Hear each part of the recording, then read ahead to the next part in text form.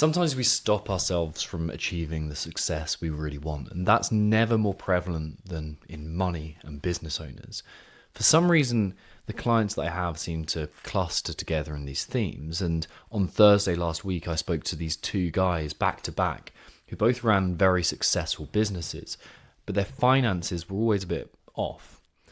When you looked at their turnover, they were doing exceptionally well. One guy in his business, he basically tripled the revenue he was experiencing 12 months ago. And another over the past 3 years has completely transformed the turnover of his business. There's more money flowing through these businesses than ever before. But both of these are from a turnover perspective only. They both find themselves with a few pretty significant problems. First, despite taking on more revenue every single month, they still finish their monthly accounting check and finances, realizing that they haven't got as much cash in reserve as they should do. There's very little profit to allocate, and because of that, they feel constantly on edge, constantly stressed out, constantly fearful that they're going to go backwards. And second, as a result of this, they're not paying themselves enough. So they're always penny pinching at home, again, always feeling like there isn't enough freedom there for them. They'd love more, that's what they say anyway, but there's something deeper going on.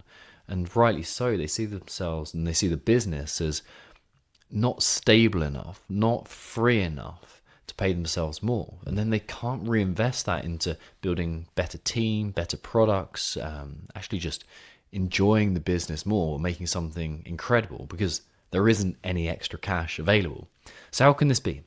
How can you simultaneously triple your turnover and increase your expenses by less than 10% and still not have yourself enough to kind of pay yourself enough to pay yourself what you're worth? Well, it's beliefs and emotions and mentality. This is what both of these guys are really struggling with.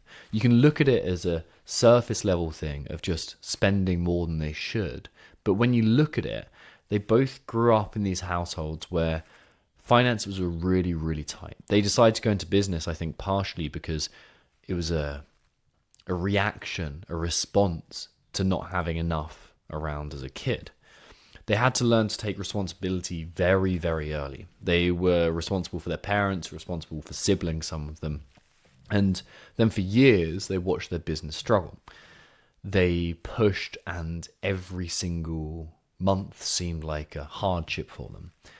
And in those three factors, the home life, the taking responsibility, and watching their business struggle, they learned scarcity, which is this erroneous belief that there isn't enough money out there. They can't have enough. There isn't enough for everyone to thrive. But just as importantly, and maybe as a result of this as well, I think it's probably multifactorial, so lots of pieces contribute to that. But they buried something in their psyche. They buried a belief in there. And with one guy, I was thinking this could be the issue, but it was kind of hazy in the back of my mind. So we just started digging. He knew he was spending frivolously in his business, so he just started there. These random expenses just kept on popping up in these weird ways, and they all made profits very slim, and they all came from this very reactionary place.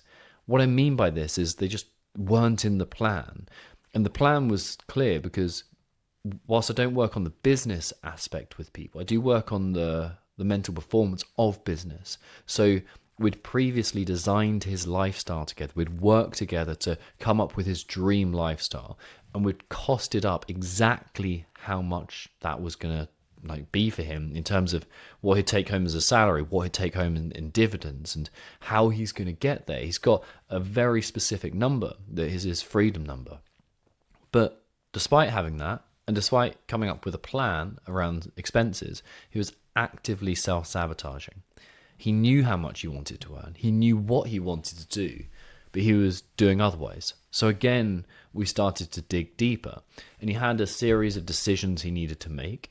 He had a series of steps he wanted to take. He had a series of behaviors that he wanted to perform, and he knew he needed to perform. And we dug into those. We looked at them, and I asked him to visualize himself making those And just afterwards, give me an insight into what was happening in his mind. And as he was going through it too, I was investigating, I was listening, I was coaching, I was understanding what was going on from my perspective too, as seeing him. So I'm not going to share exactly what that process looks like because it's his personal story, it's his personal events, and it'll just reveal too much. But I can reveal the end result because it's so common, and it's not just him struggling with it. Like I think we've all as business owners had that at different times. He essentially feared how people would begin to see him if he got serious about making money. He was very, very scared. In fact, he was terrified that they'd see him as greedy.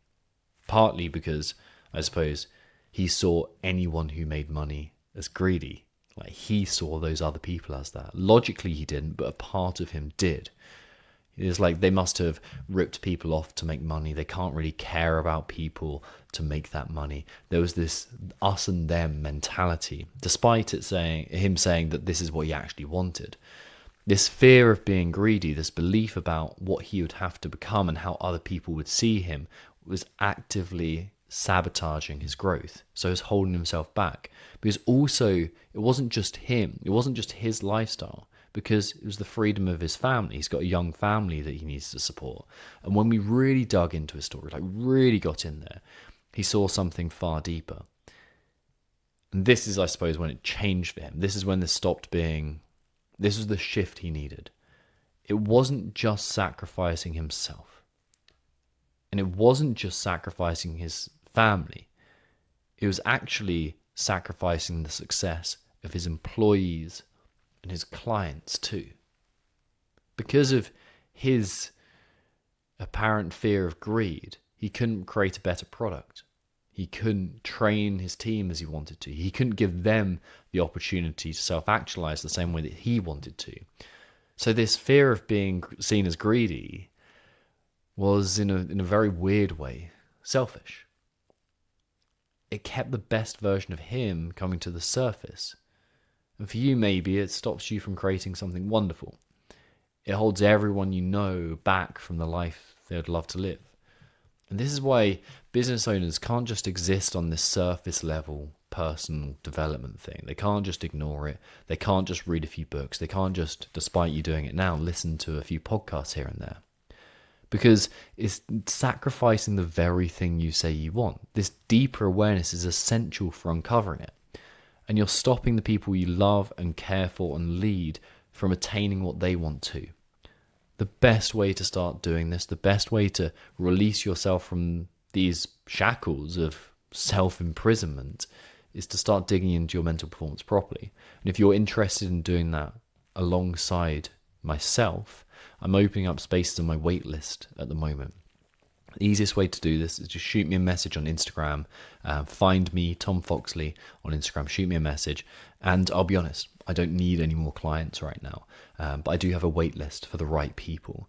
So I'm currently at capacity, and I'm very selective about who I work with. But every 2 to 4 weeks, someone that I work with will kind of graduate out and will go on their own way.